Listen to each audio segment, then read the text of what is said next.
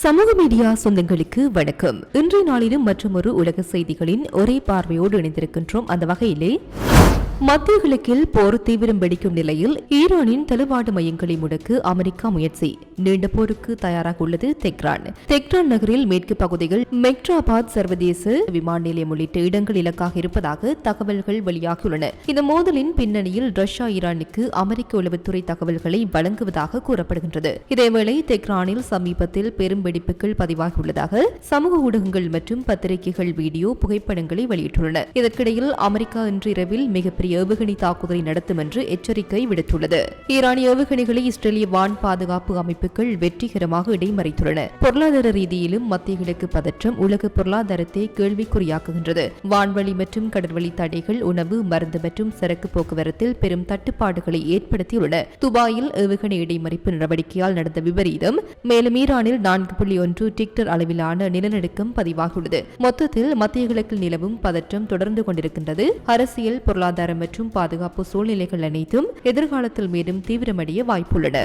ஈரானின் மிகவும் பரபரப்பான விமான நிலையமாக கருதப்படும் மெக்ராபாத் சர்வதேச விமான நிலையத்தில் அந்த நாட்டின் இருப்படி இன்று அதிகாலை பாரிய வெடிப்பு சம்பவம் ஒன்று இடம்பெற்றுள்ளதாக பிபிசி செய்தி சேவை தெரிவித்துள்ளது. ஈரானின் மிக முக்கியமான உள்நாட்டு விமான நிலையமாகவும் கருதப்படும் இந்த மெக்ராபாத் விமான நிலையம் மீது தாக்குதல் நடத்தப்பட்ட போது அங்கு பல விமானங்கள் நின்றிருந்ததாக தெரிவிக்கப்படுகின்றது. இத்தாக்குதலை அடுத்து அந்த பகுதியில் இருந்து பெரும் புகை மூட்டம் கிளம்பியுள்ளதுடன் அது தொடர்பான பல வீடியோ காட்சிகளும் தற்போது வெளியாகியுள்ளன. விமான நிலையத்தின் பல இடங்கள் எதிரிகளின் இலக்காகியுள்ளதை ஈரானிய அரசு ஊடகங்களும் உறுதிப்படுத்தியுள்ளன. இதற்கு முன்னர் கடந்த மார்ச் 4ஆம் தேதியும் இஸ்ரேல் இந்த விமான நிலையத்தை இலக்கு வைத்து தாக்குதல் நடத்தியிருந்தது. அதன்போது ஹெலிகாப்டர் உற்பத்தி பிரிவு உட்பட இஸ்ரேலுக்கு அச்சுறுத்தலாக இருந்த பல கட்டமைப்புகள் அளிக்கப்பட்டிருந்தன. எவ்வாறாயினும் இன்றைய புதிய தாக்குதலில் விமான நிலையத்தின் எந்த பகுதிகள் இலக்கு வைக்கப்பட்டுள்ளன என்பது குறித்து மேலதிக தகவல்கள் இதுவரை வெளியாகவில்லை. ஈரானின் முக்கிய தளவாட மற்றும் விமான பராமரிப்பு மையங்களை முடக்க அமெரிக்கா திட்டமிட்ட தாக்குதலை நடத்தி வரலாம் என மத்திய கிழக்கு மூலோபாய ஆய்வுகளுக்கான மையத்தை சேர்ந்த ஆய்வாளர் அபாஸ் அஸ்லானி தெரிவித்துள்ளார். அவர் மேலும் தெரிவிக்கையில், கடந்த 2 மணி நேரத்தில் தெஹ்ரான் நகரில் பல சக்தி வாய்ந்த வெடிப்புகள் பதிவாகியுள்ளன. குறிப்பாக நகரின் மேற்கு பகுதிகள் குறிவைக்கப்பட்டுள்ளதாகவும் கூறப்படுகின்றது.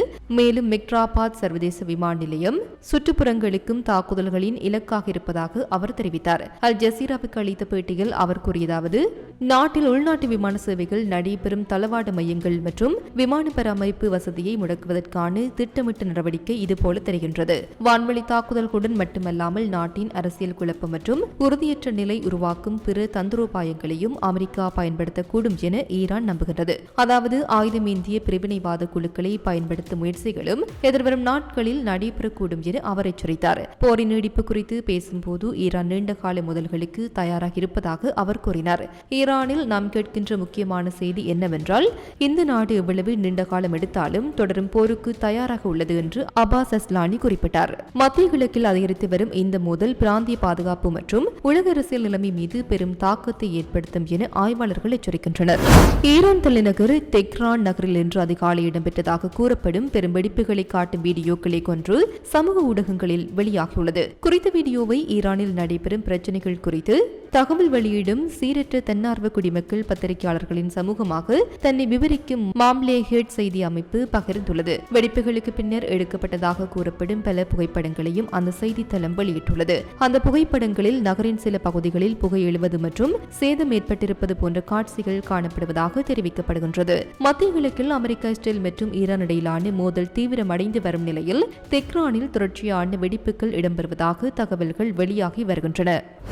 மத்திய கிழக்கில் நடைபெற்று வரும் மோதலின் பின்னணியில் ரஷ்யா ஈரானுக்கு அமெரிக்காவின் ராணுவ நிலைப்பாடுகள் தொடர்பான உளவுத்துறை தகவல்களை வழங்கி வருவதாக வெளியான செய்திகளுக்கு அமெரிக்க பாதுகாப்பு செயலாளர் பீட் ஹெக்ஸெட் பதிலளித்துள்ளார். அமெரிக்க தொலைக்காட்சி ஊடகமான CBS நியூஸுக்கு அளித்த பேட்டியில் அவர் கூறுகையில், அமெரிக்க ஜனாதிபதி டொனால்ட் ட்ரம்ப் தாம் யாருடன் தொடர்பில் இருக்கின்றார் என்பதை குறித்து முழுமையாக அறிவார் என தெரிவித்தார். மேலும் உலகளாவிய அரசியல் மற்றும் ராணுவ தொடர்புகளை குறித்து அமெரிக்கா தொடர்ச்சியாக கண்காணித்து வருகிறது என்றும் அவர் கூறினார். ஜனாதிபதி ட்ரம்ப் யாருடன் பேசுகிறார் என்பதை நன்கு அறிவார். பொதுவெளியில் நடந்தாலும் சரி, மறைமுகமாக நடந்தாலும் சரி, நடக்கக்கூடாத எந்த நடவடிக்கையும் இருந்தால் அதற்கு கடுமையாக பதிலளிக்கப்படும் என பீட் ஹெக்ஸெட் தெரிவித்தார். மத்திய கிழக்கில் அமெரிக்கா ஈரான் மோதல் அதிகரித்து வரும் சூழ்நிலையில் ரஷ்யாவின் சாத்தியமான பங்கு குறித்து சர்வதேச அளவில் கவனம் அதிகரித்து வருவது குறிப்பிடத்தக்கது. ஈரானுக்கு எதிராக இதுவரை இல்லாத அளவிற்கு மிகப்பெரிய குண்டுவீச்சு தாக்குதல் நடைபெறலாம் என அமெரிக்க கருவூல செயலாளர் ஸ்காட் பெசன் தெரிவித்துள்ளார்.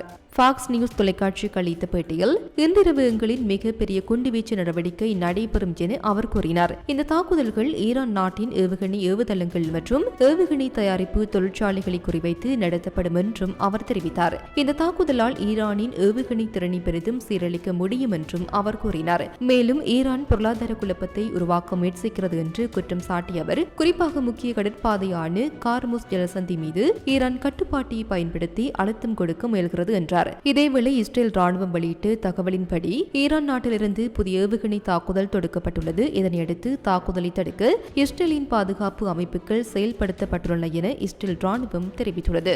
தாக்குதல் அச்சுறுத்தல் காரணமாக சம்பந்தப்பட்ட பகுதிகளில் வசிக்கும் மக்களுக்கு மொபைல் போன் அவசர எச்சரிக்கைகள் அனுப்பப்பட்டுள்ளன என்றும் அதிகாரிகள் கூறினர். இதற்கிடையில் மோதல் மற்றும் மனிதாபிமான ஆய்வு மையத்தின் மூத்த ஆராய்ச்சியாளர் சுல்தான் அல் குலைபி தனது பகுப்பாய்வில் ஈரான் வளைகுடா அண்டை நாடுகளின் மீது ஏவுகணை ஏவுவது வரலாற்று ரீதியாக ஒரு பெரிய மூலோபாய தவறு என்று குறிப்பிட்டுள்ளார். பல ஆண்டுகளாக வளைகுடா நாடுகள் மத்திய கிழக்கு பதற்றத்தை குறைக்கவும் தெஹ்ரான் அரசுடன் உறவுகளை மேம்படுத்தவும் ராஜதந்திர முயற்சிகளில் பெரும் முதலீடு செய்திருந்தன என்று அவர் தெரிவித்துள்ளார். ஆனால் இப்போது அந்த அண்டை நாடுகளையே குறிவைத்து ஈரான் தாக்குதல் நடத்துவது அந்த நல்லுறவுகளை முற்றிலும் சிதைக்கும் நடவடிக்கையாக இருக்கலாம் என்றும் அவர் எச்சரித்துள்ளார். மத்திய கிழக்கில் நிலவும் பதற்றமான பாதுகாப்பு சூழ்நிலையில் ஈரான் மற்றும் இஸ்ரேல் இடையிலான மோதல் மேலும் தீவிரமடைந்துள்ளது. ஈரானிலிருந்து ஏவப்பட்ட ஏவுகணைகள் இஸ்ரேலின் பல பகுதிகளை நோக்கி தாக்க முயற்சித்த நிலையில் அவற்றை இஸ்ரேலின் வான் பாதுகாப்பு அமைப்புகள் இடைமறித்து அளித்ததாக தகவல்கள் வெளியாகியுள்ளன. இந்த தாக்குதல் ஒரே இரவில் நடந்து இரண்டாவது ஏவுகணை அல்ல என கூறப்படுகின்றது. தாக்குதலின் போது பல நகரங்களின் அவசர எச்சரிக்கை சைரன்கள் ஒலிக்கப்பட்டன. இஸ்ரேலின் வான் பாதுகாப்பு அமைப்புகள் உடனடியாக செயல்பட்டு அச்சுறுத்தலாக வந்து ஏவுகணைகளை இடைமறித்து அளித்ததாக அதிகாரிகள் தெரிவித்தனர். இதேவேளை ஜோர்டானின் அம்மான் நகரிலிருந்து செய்தி வழங்கிய பத்திரிகையாளர் கூறுகையில், இஸ்ரேல் மீது ஏவுகணைகள் வந்ததை தொடர்ந்து வான் பாதுகாப்பு அமைப்புகள் அவற்றை தடுக்க முயன்ற போது தம் தம் என தொடர்ந்து வெடிக்கும் சத்தங்கள் கேட்பதாக தெரிவித்தார். அவர் கூறுகையில், சில மணி நேரங்களுக்கு முன்பும் இதேபோன்ற தாக்குதல்கள் நடந்ததாகவும் டெல் அவிவ் நகரத்தின் மேல் வானத்தில் சைரன் எச்சரிக்கைகளும் வெடிச்சத்தங்களும் கேட்கப்பட்டதாகவும் கூறினார். இஸ்ரேலின் சேனல் 12 செய்தி வெளியிட்ட தகவலின்படி வான் பாதுகாப்பு அமைப்புகள் ஒரு ஈரானிய ஏவுகணையை வெற்றிகரமாக இடைமறித்துள்ளன. இந்த தாக்குதலில் உயிரிழப்புகள் எதுவும் பதிவாகவில்லை என்று தெரிவிக்கப்பட்டுள்ளது. பாதுகாப்பு நிலைமையை மதிப்பீடு செய்த பிறகு பாதுகாப்பு தங்குமிடங்களில் இருந்து குடியிருப்பாளர்கள் வெளிவர அனுமதிக்கப்பட்டதாகவும் இஸ்ரேல் ராணுவம் தெரிவித்துள்ளது. இதற்கிடையில் ஜோர்டானின் தெற்கு பகுதியான அகபா நகரத்தின் மேல் வான்வெளியில் ஒரு ஏவுகணை இடைமறிக்கப்பட்டுள்ளது. அத்துடன் கிரேட்டர் டெல் அவிவ் பகுதி மற்றும் மத்திய இஸ்ரேலின் பெரும்பகுதியை நோக்கி ஏவுகணை ஏவப்பட்டதை கண்டறிந்துள்ளதாக இஸ்ரேலிய ராணுவம் தெரிவித்துள்ளது. முன்னதாக தெற்கு இஸ்ரேல் உட்பட நாட்டின் பிற பகுதிகளை நோக்கி ஏவுகணைகள் செல்வது கண்டறியப்பட்டது. மத்திய கிழக்கில் பாதுகாப்பு நிலைமை தொடர்ந்து பதற்றமாக உள்ளது. மத்திய கிழக்கில் போர் தொடர்ந்து நீடித்தால் அது உலக பொருளாதாரத்தை நிலைகுலைய செய்யும் என்றும் கச்சா எண்ணெய் விலை பீப்பாய்க்கு $150 வரை உயரக்கூடும் என்றும் கத்தார் எரிசக்தி அமைச்சர் சாத்தல் காபி எச்சரித்துள்ளார். ஹார்முஸ் ஜலசந்தி வழியாக உலக எண்ணெயில் சுமார் 20% ஏற்றுமதி செய்யப்படுகின்றது. தற்போது இந்த பகுதி ஸ்தம்பித்திருப்பதால் சில வாரங்களிலேயே உலகளாவிய எரிசக்தி பற்றாக்குறை ஏற்படும் அபாயம் உள்ளது. எரிசக்தி விலைகள் அதிகரிப்பதன் விளைவாக தொழிற்சாலைகளின் உற்பத்தி சங்கிலி பாதிக்கப்பட்டு அத்தியாவசிய பொருட்களின் விலை விண்ணை தொடும். போர் உடனடியாக நின்றாலும் எரிசக்தி விநியோக சுழற்சி பழைய நிலைக்கு திரும்ப பல வாரங்கள் முதல் மாதங்கள் வரை ஆகலாம் என்று அமைச்சர் சுட்டிக்காட்டினார். வளைகுடா நாடுகள் உணவு இறக்குமதியை பெருமளவில் நம்பியுள்ள நிலையில் போரினால் ஏற்பட்டுள்ள வான்வழி மற்றும் கடல்வழி தடைகள் பெரும் அச்சத்தை உருவாக்கியுள்ளன. துபாயில் புதிய உணவுப் பொருட்களின் கையிருப்பு சுமார் 10 நாட்களுக்கு மட்டுமே போதுமானதாக இருக்கும் என்று ஹுக்னி நாகல் நிறுவன தலைமை அதிகாரி ஸ்டீபன் பால் தெரிவித்துள்ளார்.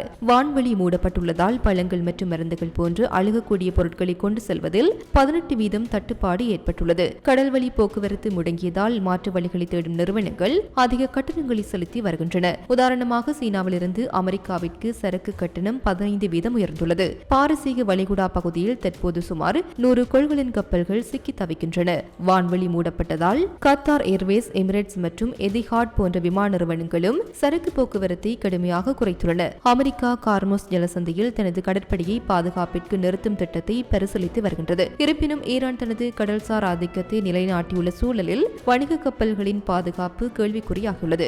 ஐக்கிய அரபு அமீரகம் மற்றும் கத்தார் ஆகிய நாடுகள் பதற்றத்தை தணிக்க ராஜதந்திர ரீதியான பேச்சுவார்த்தைகளை முன்னெடுக்குமாறு சர்வதேச சமூகத்திடம் அவசர அழைப்பு விடுத்துள்ளன.